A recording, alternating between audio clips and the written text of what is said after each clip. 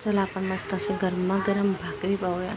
तर इथे मी 2 मुठी एवढे तांदळाचं पीठ घेतलं होतं। आता 2 मुठी तांदळाच्या पिठामध्ये मस्त अशा 2 भाकऱ्या होऊन जातात।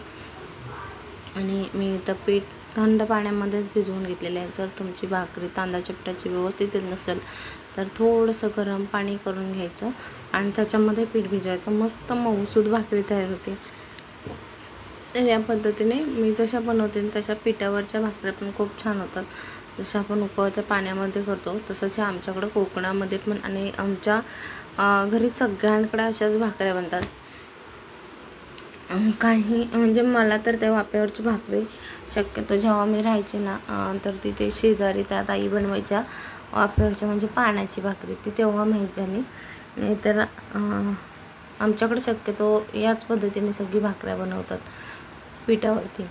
तर हे थापायला पण सोपं जातं, खूप कठीण पण पडत नाही, मस्त अशी इझिली भाकरी थापल्या जाते आणि झटपट अशी होते।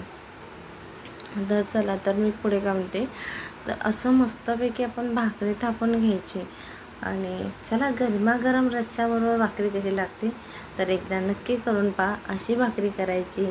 आणि माहिती आहे का, मी एकदा ना आई होती तर भाकरी आहे ना आपण कशी शेकल्यावरती गॅसवरती शेकवतो, तर मला एकदा आई ओरडली होती, काय म्हणाली, भाकरी नाही फुगली तरी चालेल पण कधी गॅसवरती शेकून म्हणून खाऊ नकोस। तर आपण चुलीवरती शेकवतो, तिथे निखारे असतात किंवा एखाद्या शेगडीवर जे निखारेवरची जे आपण तंदुरी नान वगैरे जे हॉटेलमध्ये, तर तिथे ते निखारेवरती केली जाते। पण तू जर घरात भाकरी किंवा चपाती गॅसवर शेकवणार असशील ना तर कधीच शेकवू नको, कारण ते जे त्याच्यामध्ये जे काय भरलं आहे ते वरती येतं आणि त्याच्यावरती भाकरी शेकवून खाणं चुकीचं आहे। त्यापेक्षा नाही भाकरी खाल्लीस तरी चालेल।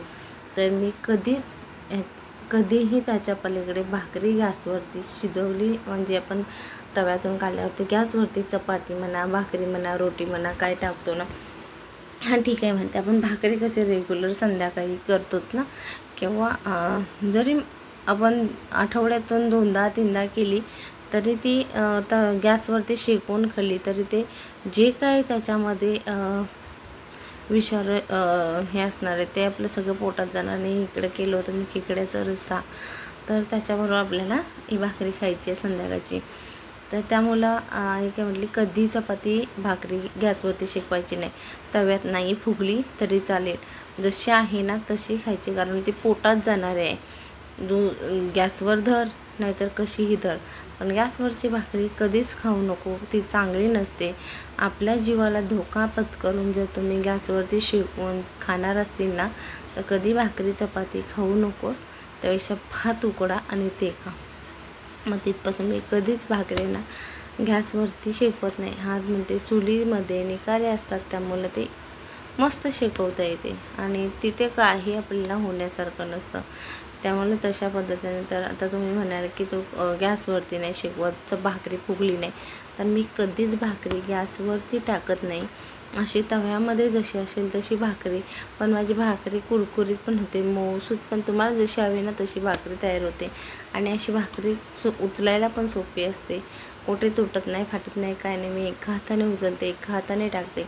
तर तुम्हाला कसा व्हिडिओ वाटला ते पण सांगा। व्हिडिओ आवडला तर लाईक करा, शेअर करा आणि सबस्क्राईब करा। चला तर अशी भाकरी तुम्ही शेकवून पहा गॅसवर न ठेवता। आणि मोठे सांगतात तर काहीतरी आपल्याला उपयुक्त असतं म्हणून सांगतात, तर त्यामुळे मी कधीच त्याच्या पलीकडे गॅसवरती असं टाकून शिजवून खाल्लेली नाही आत्तापर्यंत, तर नाहीच खाल्ली। तेव्हा जेव्हा सांगितलं ना मला तेव्हापासून मी कधीच भाकरी गॅसवरती टाकत नाही आणि चपातीही नाही। जर ती फुगो नाही तर नाही फुगो, व्यवस्थित तव्यात शेकवायची आणि ती खायची, हे मात्र मी शिकले। तर मस्त असं भाकरी आपल्या तयार आहेत। तर दोन्ही साईडने मस्त शेकवून घ्यायच्या, कुठेही कच्ची ठेवायची नाही। हे पाणी लावतानाही ना भाकरी आपण तव्यामध्ये सोडली ना की लगेच पाणी लावायचं, भाकरी जास्त गरम करून घ्यायची नाही, मग आपल्याला पाणी लावायला कठीण जातं। त्यामुळं पहिलं आपण भाकरी टाकल्यानंतर पटकीने पाणी लावून घ्यायचं आणि ते पाणी ओलं आहे तवसरच पलटी करायची नाही भाकरीचं पाणी पूर्ण वाळलं ना की पलटी करायची, मग मस्त अशी भाकरी आपली दोन्ही साईडने तयार होते.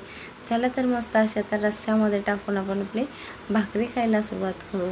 इतकी सुंदर भाकरी तुम्हीही करून पहा. तांदळाच्या पिठाची आहे.